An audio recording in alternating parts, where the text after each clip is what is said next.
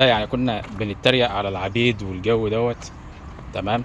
فاللي هو العبد ذات نفسه. تمام. كان بيبقى السيد بتاعه متكفل باكله، شربه، نومته، وكسوته اللي هي ملابسه. انت دلوقتي المرتب اللي هو ال1000 ونص اللي انت بتتكلم فيه ده يا دوب تمن وجبه. ف يا جدعان شغلوا دماغاتكم شويه بالله عليكم، وما تسيبوش نفسكم للناس المستغله والنصابين. او لما تلاقي واحد يقول لك ايه، انت مبتدئ في شغلانه الستيور، فانت هتاخد لك 50 جنيه على ما تزداد خبره. تزداد خبره في ايه؟ هو فين الخبره في انك تغسل لك شويه اطباق؟ انت مع الوقت هتلاقي ايدك بقت سريعه. دي الخبره اللي انت كنت بتخلصه مثلا في ساعه، لا انت هتخلصه في نص ساعه، هتخلصه بعد كده في ربع ساعه، بعد كده مش بافور. وانا اشتغلت في مطاعم وعارف انا بقول لك ايه.